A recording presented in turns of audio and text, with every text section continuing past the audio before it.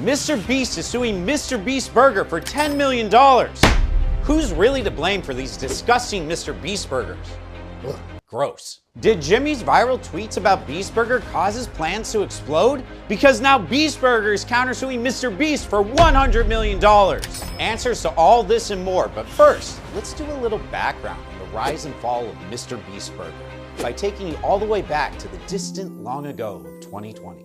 You guys remember 2020, watching Tiger King while washing your groceries in the sink, all before a night of losing friendships over who was more sus in Among Us. I'm losing my mind! I'm losing my mind! MrBeast Burger launched in 2020 during the beginning of the pandemic by MrBeast and partner company VDC, or Virtual Dining Concepts. While there was briefly one physical store location, MrBeast Burger primarily operates through ghost kitchens, a business model where already established restaurants prepare the menu items under a different brand name. It also happens to be the title of my new horror comedy pilot about dead chefs.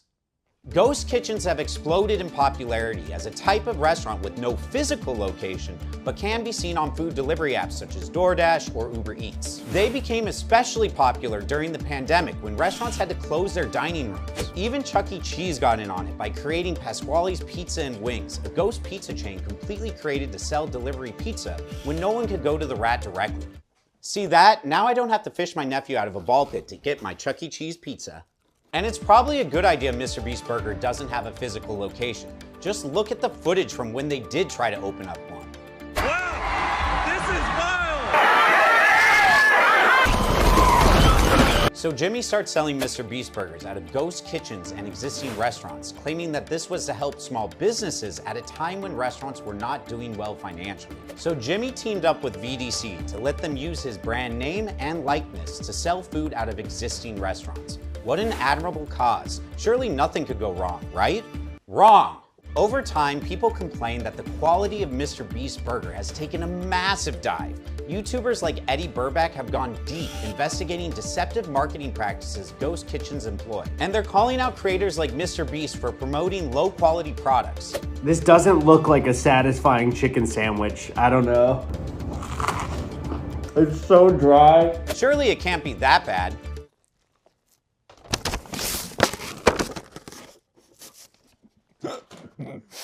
Ew.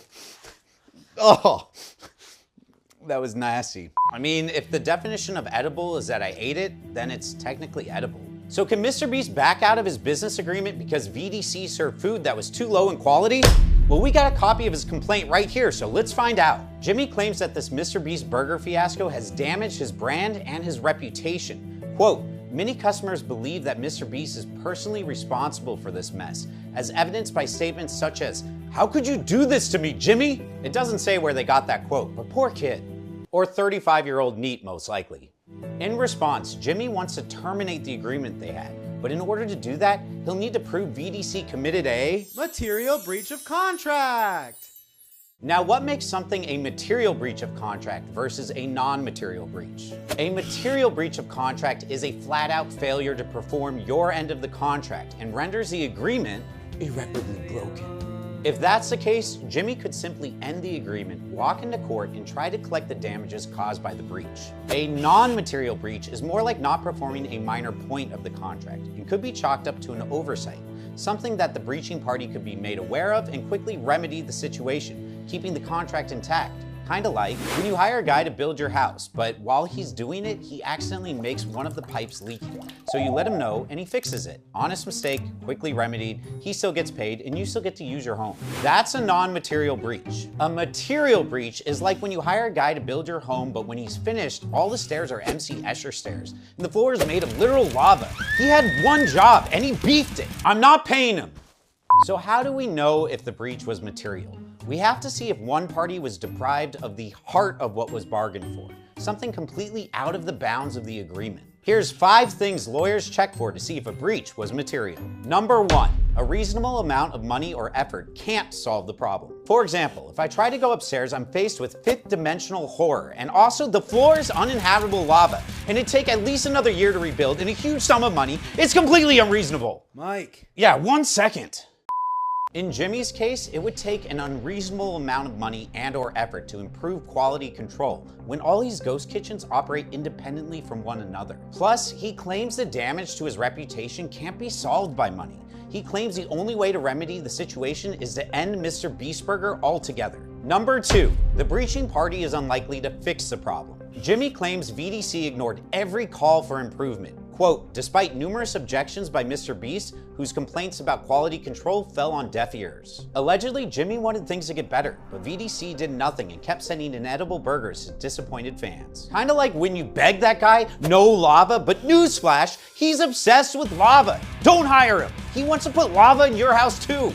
3, if the breach was willful or done in bad faith, then it's more likely to be considered a material breach. Jimmy claims that VDC only cared about using MrBeast's clout to get more celebrity partners for itself, while disregarding their responsibilities for MrBeast Burger. If his allegations are true, then Jimmy may have an argument to revoke the use of his brand and likeness. Number 4, the non-breaching party must show that they were ready, willing, and able to perform their obligations. Basically, even if VDC breached the contract, Jimmy still has to hold up his end. He claims he did, but VDC plays an Uno reverse here. They claim MrBeast, not them, is the one who really breached the contract, but more on that later in the video. Let's finish this up first with number 5. Sometimes the contract specifically defines what is a material breach. I love it when a contract paints a clear picture. It makes it so much easier in court. But maybe this contract wasn't so thorough. Unfortunately, we don't know what the contract actually says, as it wasn't filed with the complaint. But based on what the complaint says, I can put on my lawyer cap and give you my educated guess on what's probably in there. Or more specifically, what isn't. See, despite how often it mentions MrBeast's damaged reputation, the complaint doesn't actually cite any specific contract language that reputational damage or poor food quality was a material breach, which means it's probably not in the contract. Let's be real, I doubt Jimmy had any control over the quality of the food. If the contract gave him any sort of control over that, he wouldn't be suing to leave the agreement over dipping quality. So let this be a lesson. Don't sign away your name and your face without having some control over the products it will be on. Since it's unlikely there's any language that expressly states poor food quality or damage to Jimmy's reputation is a material breach, all hope is lost. No! There's another argument he can make to win it all. MrBeast isn't a quitter. His main argument is what us in the lawyer business like to call implied duty of good faith and fair dealing. Not as catchy as the other one, but this is something that generally every contract has, even if it's not written into the contract. That's why it's implied. An implied rule that both parties will deal with each other honestly, fairly, and won't do anything to get in the way of the other party receiving the benefits of the contract. This is what Jimmy will argue.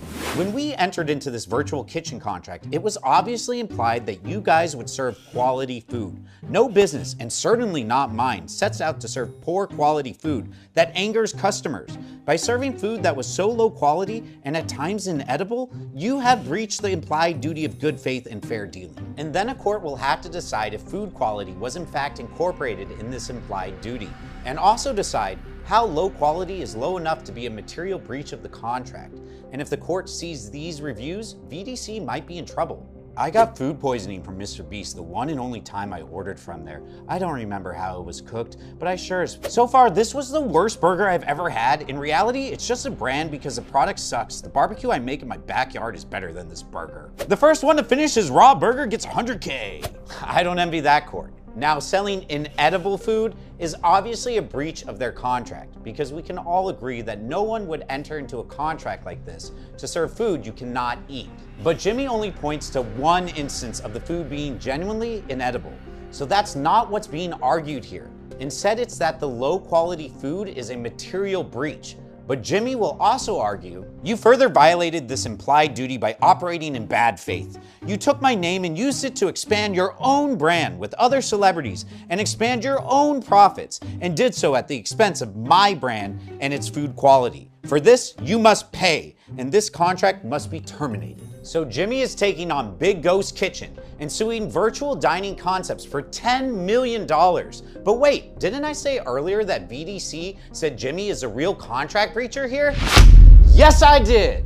They claim MrBeast is being a bully. According to VDC, the negative reviews come from a minority of their customers, and Jimmy's only doing this because he's salty that a previous contract renegotiation didn't go his way. Allegedly, when he couldn't negotiate a higher ownership percentage in the company, he filed this frivolous lawsuit to undermine the company in the hopes of getting out of his contractual obligations. Wait, are they claiming that Jimmy was acting in bad faith?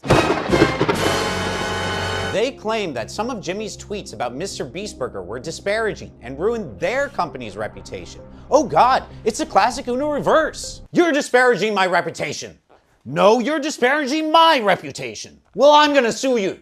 No, I'm gonna sue you. Mike. Oh, sorry. Jimmy posted this tweet about the situation. Something I wouldn't advise if I was his lawyer. Oh look, he took it down. How interesting. Now, does this mean Jimmy may have also breached the contract? I'm gonna give it to you straight, YouTube. There's a decent chance. Contracts often have non-disparagement clauses in which you agree you won't say anything negative about the other party. And my guess is this one also had one. So saying something disparaging about someone that you're in a contract with, even if it's true, would be a breach. But if the influence of Jimmy's tweets caused financial losses for VDC, then they may have a case. Although Jimmy did take the tweets down, so how much of a loss was really caused by them? Mike, Snapchat stock once dropped $1.3 billion after a Kylie Jenner tweet. So she had like 25 million followers when that happened. Yeah, MrBeast has 22 million. Shut the f up! What do you guys think about all this? Is VDC exploiting MrBeast after giving him a bad deal? Or is MrBeast using his influence and this lawsuit to get out of a deal he just doesn't like? Let me know in the comments down below. And hey, closer, Jimmy, if you need a lawyer, I got you. Do you think he'll call me this time? I don't know. Try bringing him a penny.